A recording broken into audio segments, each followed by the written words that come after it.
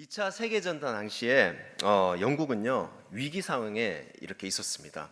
어떤 위기였냐? 독일의 폭격이 매일마다 이 런던을 강타하고 있었습니다. 꽝꽝꽝 하면서 사람들은 두려움에 휩싸이게 되죠. 그때 한 사람이 수상이 됩니다. 그 사람의 이름이 바로 우리가 너무나도 잘 알고 있는 윈스턴 처칠입니다. 그 처칠은 성공의 아이콘이 아니었어요. 사실 이 정치 인생에 있어서 굉장히 우여곡절이 많았던 사람입니다. 수없이 실패하고 또 망가졌던 사람이 바로 이 윈스턴 처칠입니다. 군사작전을 지휘하다가 수만 명을 잃은 적이 있습니다. 그러면 어떻겠습니까? 참으로 낯을 들고 다닐 그런 면목이 참 없는 사람이기도 하겠죠. 정치적으로도 완전히 매장되어서 저 사람은 더 이상 이것을 할 수 없어. 끝난 사람이야.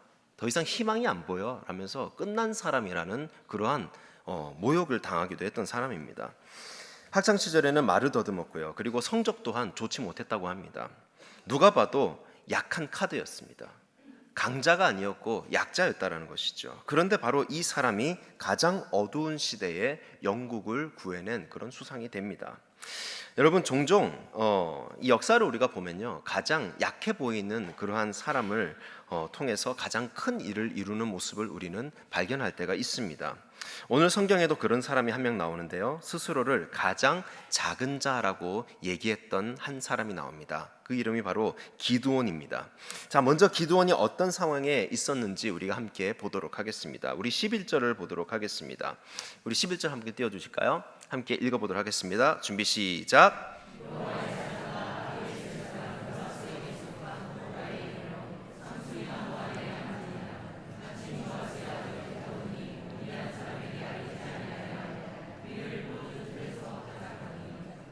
네, 밀을 어디서 타작했습니까?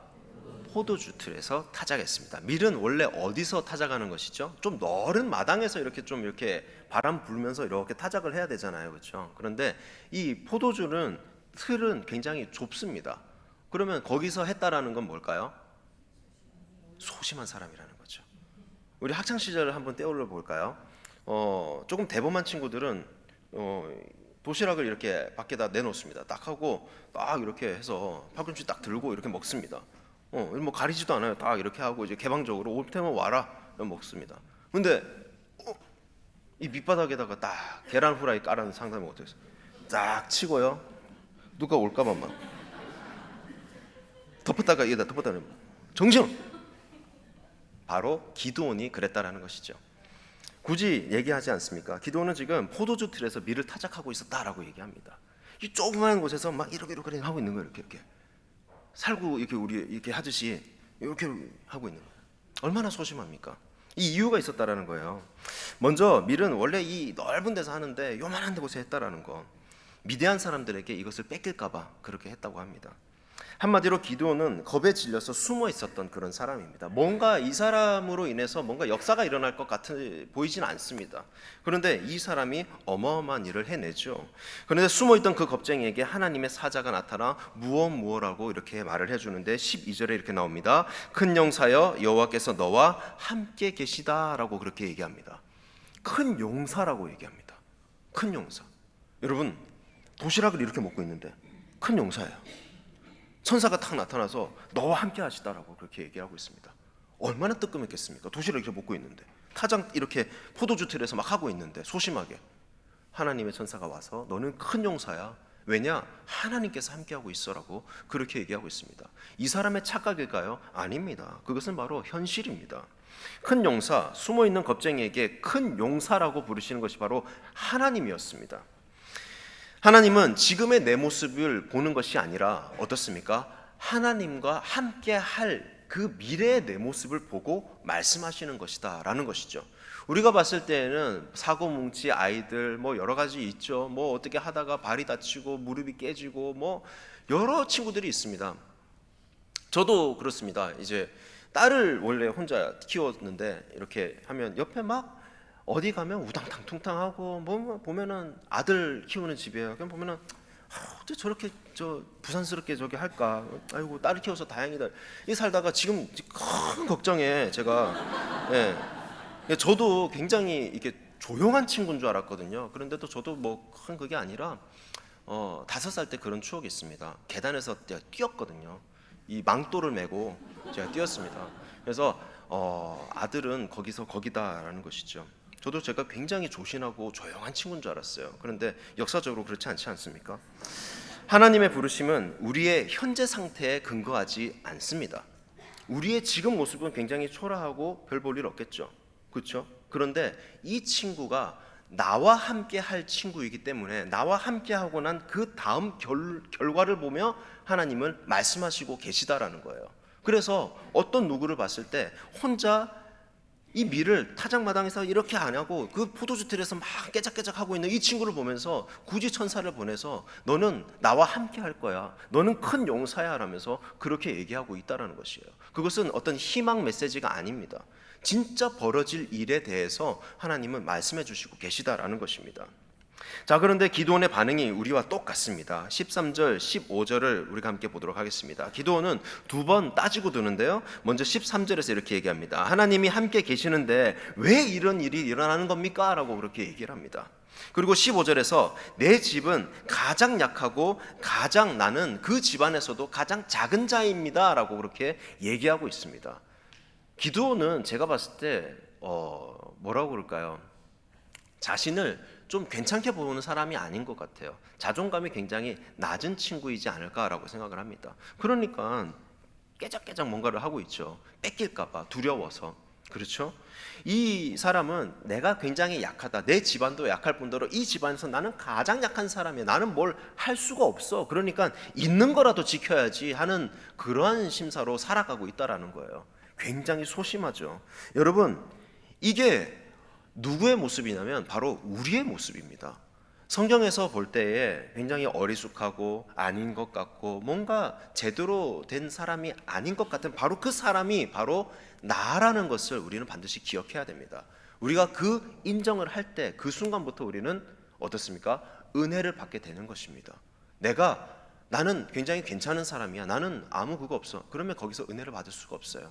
예수 그리스도께서는 승리한 사람을 위해서 오신 게 아니라 병자를 위해서 오신 것이거든요. 그래서 우리를 위해 오셨다라는 거예요. 우리 안에는 수많은 병들이 존재하고 있다는 사실 기억하시기 바랍니다.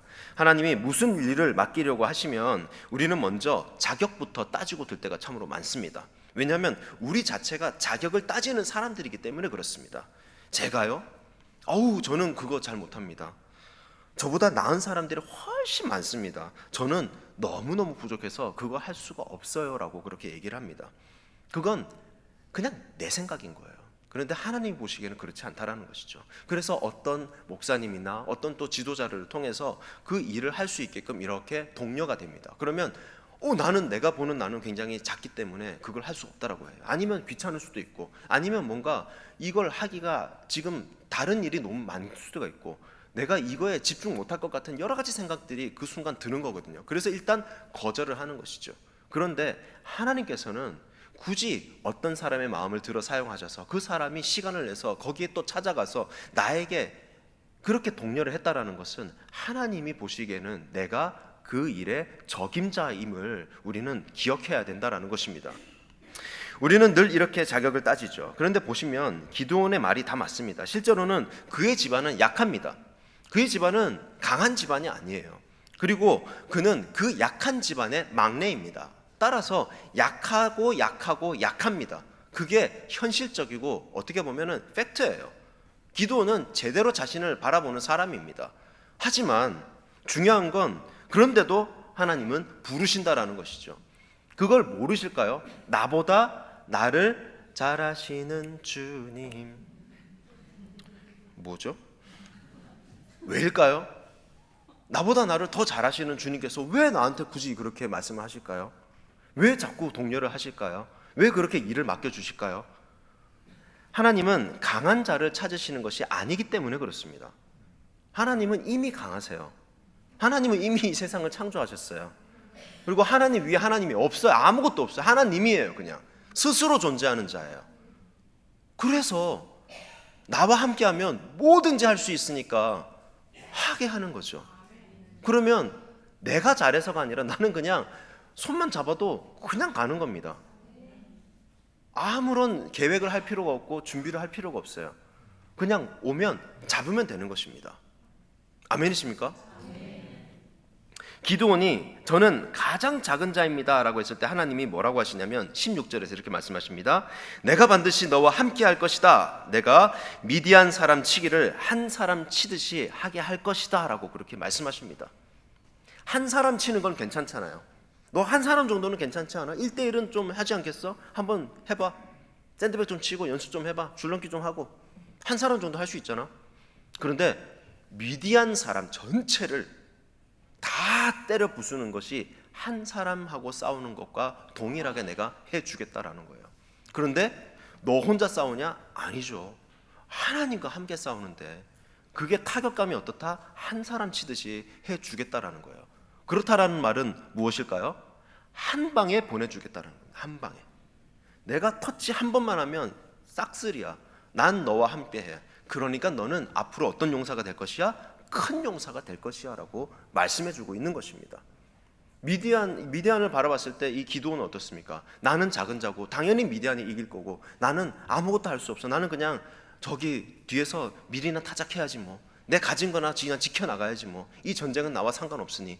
그렇게 생각하지 않겠습니까? 그런데 하나님께서 보시기에는 바로 기드온이 이 이스라엘을 구원할 적임자였다라는 것을 알고 있다라는 것입니다. 여러분, 이 한 문장에 모든 것이 다 담겨 있습니다. 하나님은 기드온의 약함을 내가 강해질 거야로 해결하지 않으십니다. 너는 강해질 거야. 내가 너를 강하게 만들 거야. 이런 말씀을 하지 않으세요. 그냥 어떤 말씀을 하시냐? 내가 너와 함께 할 거다라는 것을 말해주고 있습니다. 미디안과 함께 전쟁을 할 이 기드온을 강한 용사로 만들고 뭘 할 시간이 아니에요.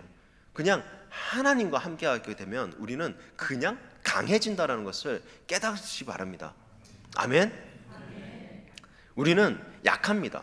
우리는 보잘것이 없습니다. 저도 마찬가지고요. 제가 무슨 기획을 해봐야, 무슨 생각을 해봐야 아무런 소용이 안 됩니다. 기도를 하지 않으면 아무것도 안 돼요. 하나님 말씀을 근거하지 않는 기도는 아무런 힘을 발휘하지 못합니다. 그런데 하나님께 기도하고 나는 작은 자이고 나는 이렇다라는 것을 주님께 고백을 하고 나가면 주님이 나의 손을 붙드시고 주님이 나의 등을 밀어주셔서 그 앞에 모든 대적을 다 쳐부셔서 나를 승리의 강가로 이끌어 주시는 분이 바로 하나님이시다라는 것입니다. 하나님은 이 세상을 창조하신 창조주라는 사실을 반드시 기억하시기 바랍니다. 내가 너와 함께 할 것이다. 바로 이거죠. 기드온의 자격이 문제가 아니었다라는 것입니다. 기드온이 무슨 가정 배경이 어떻고 너가 뭐 거기서 막내고 첫째고 그게 문제가 아니었다라는 거예요.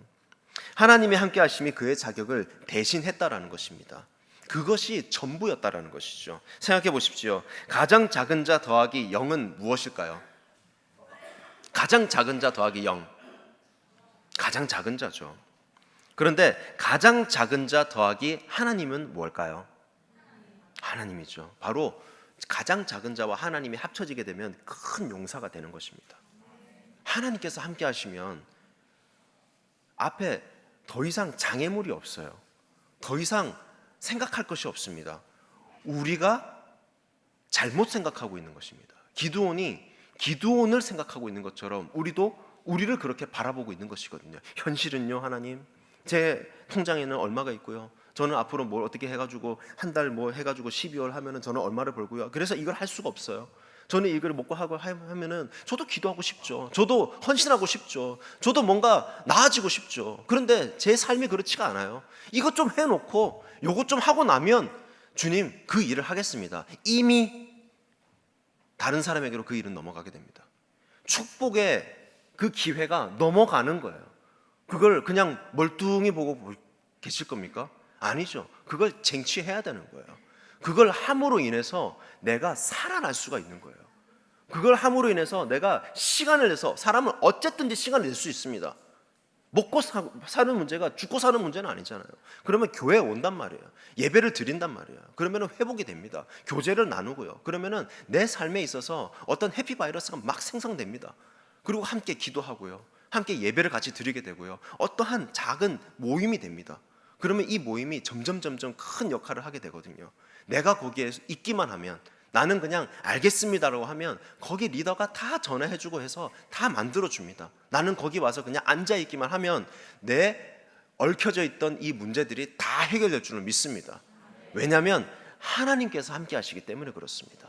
두세 사람이 모인 곳에 하나님이 함께 하신다라고 말씀을 하지 않으셨습니까?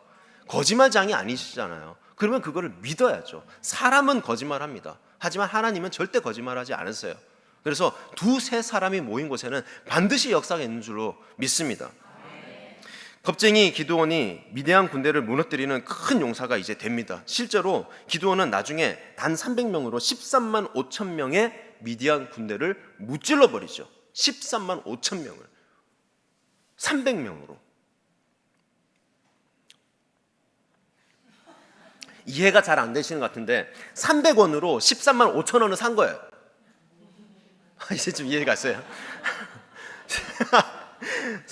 300원으로 13만 5천 원짜리를 산 겁니다. 거의 뭐 큰 무슨 이벤트에 당첨된 거잖아요. 그렇죠? 마찬가지로 우리는 하나님이 주시는 그 이벤트, 은혜의 이벤트에 우리는 이미 당첨된 사람이라는 것을 기억하시기 바랍니다. 우리 앞에 안 될 게 없어요. 다들 그러잖아요. 대한민국에 안 되는 게 어딨냐고. 없습니다. 다 됩니다. 하나님과 함께 한다면. 나 혼자 하게 되면 나중에 밑으로 쭉 하락을 하게 됩니다. 하지만 하나님과 함께라면 그 발걸음을 다 지켜주시고 내가 떨어지지 않게 모든 환난 가운데 나를 지켜주시고 이 마음이 어떠냐면 불안한 것이 아니라 평안하게 됩니다. 여러분, 예수님께서 다시 이 땅에 오셔서 우리에게 이렇게 말씀해 주셨던 거, 부활 몸체를 일으키시고 우리에게 말씀해 주셨던 뭡니까? 제일 첫 마디가 뭐예요? 평안하냐라고 말씀해 주셨어요. 내가 너에게 평강을 줄지어다. 그렇게 계속 말씀해 주셨어요. 그러면 제일 중요한 게 뭐냐면 내 마음의 평강입니다. 내 마음의 평강. 내가 마음이 편해야 뭐가 됩니다. 자식 문제가 있을 수 있고요, 경제 문제가 있을 수 있고, 남편 문제, 아내 문제, 오만 문제가 다 있을 수 있습니다. 우리에겐 다 있어요. 실제로 있어요. 그런데 그렇게 되면 내 마음이 평안하지가 못해요. 내 마음에 증오와 미움이 가득 차게 됩니다. 어두움으로 드글드글하게 됩니다. 그러면 점점 미궁으로 빠지게 되고요, 성경 보지 않게 되고요, 기도하지 않게 됩니다. 그리고 그 생각에 집중하게 돼요. 그러면 내가 계획을 세우게 되고요, 내가 무슨 장을 펼치게 됩니다. 그러면 어떻게 됩니까? 밑으로 쭉 떨어지게 되는 거예요. 그런데 그때에 하나님을 붙들게 되면은 내가 그 모든 사건에서 해방되고 내 마음은 즉시 평강으로 가득 차게 될 것입니다. 300명으로 13만 5천 명을 무찔렀습니다. 어떻게? 그가 강해져서가 아닙니다. 이 기드온이 뭔가 막 운동을 열심히 하고 사람들을 막 갑자기 이 아이 성격이 이 성격으로 바뀌어가지고 막 사람들하고 막 친하게 지내고 막 군대를 막 모집해가지고 갑자기 방위 같은 애가 뭐 HID가 돼가지고 뭐 이렇게 되는 게 아니에요. 하나님이 함께 하셨기 때문에 이길 수 있었고 무찌를 수 있었다는 것을 반드시 기억하시기 바랍니다. 자, 오늘 우리는 세 가지를 바라봤습니다. 첫 번째, 하나님은 약한 자를 부르시는 분이라는 것을 우리는 봤습니다. 왜냐하면 하나님은 그 하나님 자체로 강하신 분이시니까 그렇습니다. 우리가 어딜 가든지 내가 강한데 굳이 강한 사람 부르겠습니까? 내가 강하면 아무나 불러도 됩니다. 그래서 진짜 약한 아무나 부르시는 거예요. 그런데 하나님께서는 다 보는 기준이 있으시겠죠. 그 마음 가운데 하나님을 믿고 의지하려고 하는 그 기도의 마음이 보였겠죠. 그 중심을 보시는 하나님이시니까. 그리고는 그 약한 기도원을 들어 사용하시는 것입니다. 왜냐? 나는 만능에 전능하신 하나님이기 때문에 그렇습니다. 두 번째로 우리는 늘 자격을 따지게 됩니다. 제가요? 저는 안 됩니다. 제가 어떻게 그 일을 하게 될까요? 저는 부족합니다. 우리는 늘 이런 핑계 아닌 핑계를 대고 살아가는 것이죠. 왜냐하면 우리의 가치를 우리는 모르고 살고 있기 때문에 그렇습니다. 세 번째로, 그러나 하나님과 함께 하심이 나의 자격을 대신한다라는 것입니다. 하나님과 함께하는 그 자체가 나에게는 큰 자격이 됩니다. 내가 뭐가 잘났고 키가 얼마가 되고 외모가 어떻고 뭐 예전에 뭐 했는데 자기의 쓸모가 없어요. 예전은 예전입니다. 앞으로 어떻게 할 건데? 라는 것입니다. 앞으로 어떻게 할 건데? 아브라함도요, 75세에 그 자기 집을 떠나지 않습니까? 75세에 은퇴 집사님, 은퇴 장로님입니다. 75세. 그것도 이제 5년이나 지났잖아요. 은퇴 오봉입니다. 은퇴 오봉. 근데 전혀 새로운 땅에 전혀 새로운 일을 주님께서는 맡겨주신다라는 거예요. 누구에게도? 우리에게도. 우리는 시간이 이렇게 저물어 가는 줄 압니다. 하지만 하나님의 시간표는 계속해서 상승 곡선을 탈 것이라는 것을 반드시 기억하시기 바랍니다. 혹시 지금 저는 안 됩니다 라고 생각하고 계십니까? 내가 너무 부족해서 아무것도 못할 것 같습니다 라고 그렇게 나를 약하게 보고 계십니까? 그렇다면 오늘 이 말씀을 반드시 기억하시기 바랍니다. 하나님은 우리의 부족함을 모르지 않으시는 분이십니다. 나보다 나를 훨씬 더 잘 아시고 내 머리카락의 수도 얼마가 있는지를 다 아시는 분이 바로 하나님이십니다. 그런데도 우리를 큰 용사라고 불러주십니다. 내가 약한 걸 다 알고 계시고 내가 하면 안 된다라는 걸 다 알고 있습니다. 하지만 주님은 오늘도 우리를 바라보시며 큰 용사다라고 말씀해주고 계십니다. 왜요? 하나님이 우리와 함께 하시기 때문에 그렇습니다. 따라서 저도 큰 용사고요, 여러분들도 큰 용사입니다. 아멘이십니까? 아멘이십니까? 오늘 배강문 집사님 큰 용사예요. 사랑합니다. 하나님의 일은 여러분의 자격으로 하는 것이 아닙니다. 제 자격으로 하는 것이 아닙니다. 제 힘으로 하는 것이 아니에요. 함께 하시는 그 하나님이 일하시는 것, 그 자체로만으로도 큰 용사가 되는 줄로 믿습니다. 가장 작은 자를 큰 용사로 부르시는 주님의 능력과 늘 동행하며 그 하나님과 함께 일하시며 큰 용사로 부름받으시는 저와 여러분들 되시길 주님의 이름으로 축원합니다.